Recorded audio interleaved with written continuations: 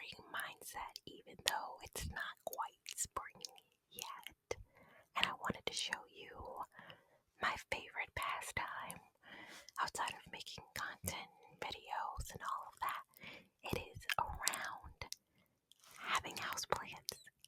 I think they may not bring tingles, but they bring joy and really a lot of delight in my life. So I wanted to share that with you guys in today's video.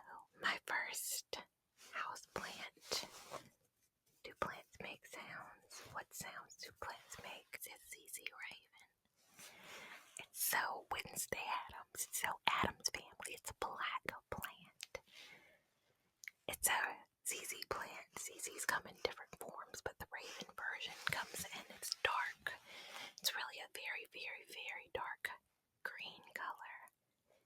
And I love it because it's so low maintenance. She's not a diva at all. A ZZ Raven needs very low light, but it does need light. So don't put this in a closet in a bathroom. Give it some light and give it water, but not too much. This plant does not love an abundance of water. The stems on it can hold a lot. So overwatering this could be devastating. So it's definitely one of those plants where I'm like, you can kind of neglect it a little bit and it will reward you. However, don't neglect it too much or you'll end up like this ZZ Raven. This ZZ Raven is just like the other ZZ Raven. However, this one has been through neglect. This is what happens when you don't put it near sun. When you think you can put it in a very low light situation, it will die. I moved it, and that's why it is coming back to life. That's why it has a little bit of something going on, but it will be back like the other, like its older brother, who is newer to the family. So I guess that's his younger brother. This is the big brother, big sister. The new one, I will not neglect it like I did this one. This will come back better than ever. Another plant that doesn't need too much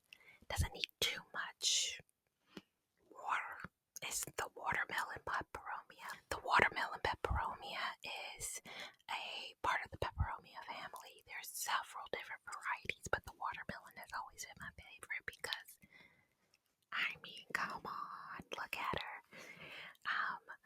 It is also one that doesn't need too much watering. You can overwater this. You can, and it will be mad at you. Like, do it if you want to, overwater if you want to, but you're gonna be in some big trouble because again, the stems on this and how it grows, this can absorb a lot of water. Like things that have more bulky stems, I think are able to take a little less water. Again, don't underwater it, don't overwater it. It's like plants are so tricky. It's like overwater, underwater, like ow. You'll know if you get like a little water stick, like a moisture stick. I stick this in the soil so I know when it needs water. It'll tell you whether it's dry, whether it's moist, all that good stuff. It's winter as I'm filming this right now, so right now a lot of plants can withstand a little bit of dryness. Like they take a little bit longer to dry out when we get in the summer again. Baby, these plants are going to be needing me 24/7. I'm going to have to be mama. If you can also tell, plants tend to face the sun. And what way do you think the sun is? What way do you think the sun? Clearly the sun is this way. It faces this way, so it leans towards the sun. We love a Monstera deliciosa. We love a Monstera. I love a Monstera. These are so medium maintenance. Like at first I thought I was a killer of Monsteras. I thought they hated me. And then I realized I need to learn it. They like humidity. They like a medium amount of humidity. They like water. They're needier than a ZZ. They're needier than like an aloe or a succulent. But they're not the neediest. I have a very needy plant in here. They're not the neediest. Just put them towards the sun and watch them grow. I love how their leaves can be varying. They can be very cut out in Swiss cheese.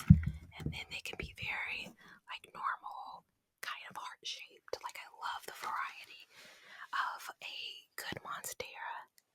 Another version of the Monstera is the one that has the kind of, you can kind of see the leaves.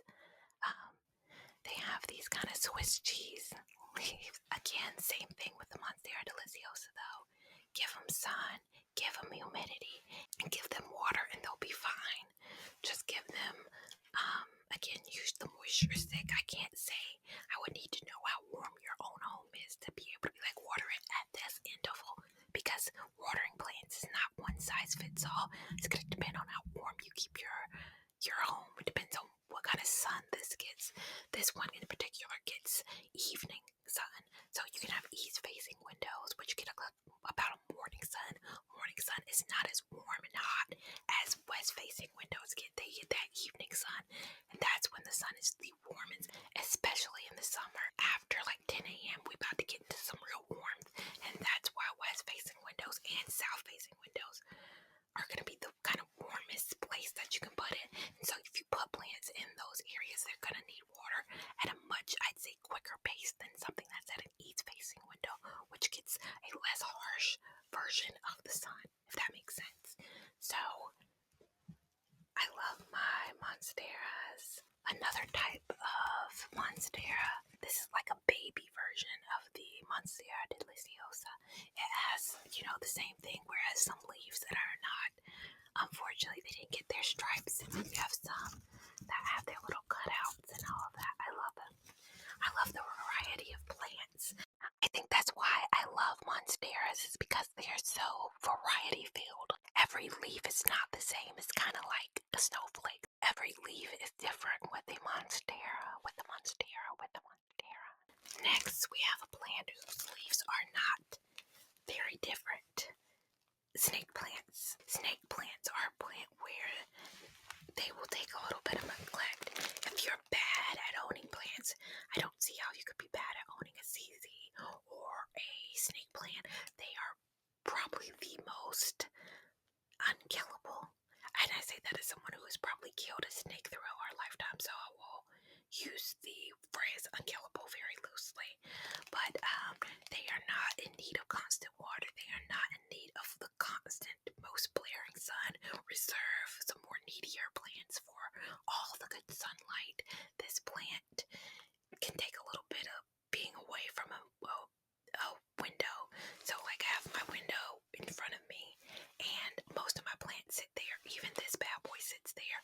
But if there wasn't room, I could move it back a little bit and it would still be totally fine, because a snake plant is a low light plant, not a no light plant, not a no light plant. When people hear low light, they think I can put it in my windowless bathroom, and that is not at all what this means. It does not mean put it in your most abandoned closet. That means it can be in a room that gets sun, but not directly in a window facing that sun.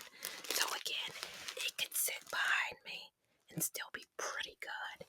Does not need to be up on the sun, but because I want to spoil her a little bit, she does get a lot of sun. Pothos. Pothos are another plant that anybody can do it. Doesn't need a lot of humidity, although I give it a little bit of a good mist every now and then. Doesn't need all the water in the world. I actually watered this last Sunday and it's still very moist.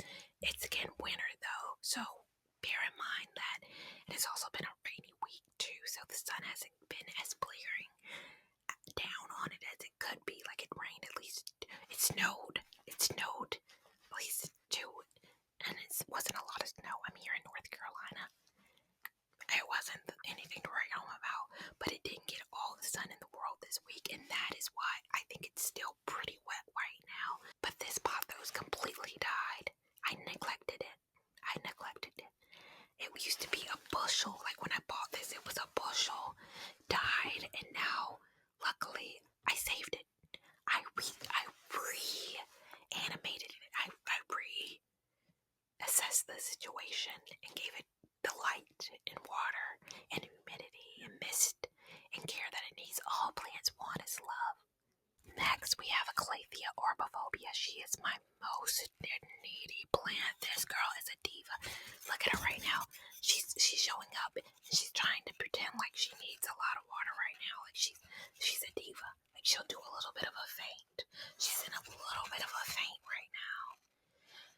because she wants some misting, and she wants some water, and she wants some sun, and she's just, get ready with her. Get ready with anything from the Clavia family. I've found everything in the Clavia family is a diva. Is a straight, oh my god, girl. I get it together. But she's grown. Once I realized how needy and how diva-ish Clavias were, I gave in to their whims, and I water her probably the most. I missed her probably the most. I make sure she's in a prime sun location the most because she requires the most. Like, if you want an easier plant, probably a peace lily, a snake plant, a ZZ plant, a pothos. Monsteras have given me really good luck, although originally I wasn't good. A succulent, like an aloe or a cacti. I used to have bad problems with rubber trees, but I have 2 rubber trees in front of me. Fiddle leaf figs, oh my gosh. The most diva. I don't even own a fiddle leaf fig anymore because they're so fickle. They're the epitome of a freaking diva. Last but not least, let's talk about this girl because I have to give her a big shout out. She was outdoor for me. She's an ivy. She was outdoor for me. I got her this past spring and she was outdoor and she did so well. She trailed so well. She was a little baby when I first got her. Just a little one. And now she's like trailing so good. So much so that I said, I'm bringing you in for the winter. I'm not going to let you die. I'm not going to let you die out here. You're going to thrive. And so I brought her in and I was nervous because she's used to being outdoors. So she's used to sun whenever she wants. She's used to humidity of the natural elements. She's used to waterings because I, of course, water her. But then she also gets rainwater and all that. So she's a very well-treated outdoor plant. So I was scared when she came indoors. She was going to be like, what is this? Oh, child, the ghetto. I'm in here with the house plants. I'm not getting the real sun. I'm getting the indoor filtered sun. I'm not getting the real rain. I'm getting just water. I'm not getting real humidity. I'm getting sprayed with some kind of mister bottle. What is this life? But she's doing all right. She does have a little bit of brown. I mean, there's no way I can compete with outside, but I'm really trying to keep her used to a certain lifestyle. Ivies can be very finicky. They can be, we all know poison ivy, but like the indoor ivy can be very much so beautiful and trail beautifully, but ivies are, divas sometimes. So I'm so proud that she's doing all right. And then in about 2 more months, when it starts consistently warming up, I will take her back outside and I'll probably get her a friend because she did so well. I think Ivy needs an Ivy friend. Now that I know I can do a good job, I usually keep Boston ferns outside. Like my outdoor space, I have like perennials and I have like shrubs, and I really get like a lot of different things. But this year, I want to get some more ivies. I love ferns, so I'm gonna probably get some more Boston ferns. But I love indoor and outdoor plants. I can't wait till I get home and then a garden. I'm just gonna love it. So that has been my indoor plants. I hope you enjoyed this video. If you did, give it a big thumbs up. Even if you didn't, still give it a big thumbs up. I don't know how you watch any amount of my videos without engaging with them. You have to engage. I have about 40 of you guys as I'm recording this right now. So we're getting there. We're getting there. I think we're officially at like maybe a month as I'm recording this of me posting. So we're right at like 28 days as I'm recording this, as you're watching this. I've probably been making content for 6 weeks now. Let's see if we can hit 100 subscribers by 2 months. That would be an ultimate goal of me, 100 subscriber by 2 months.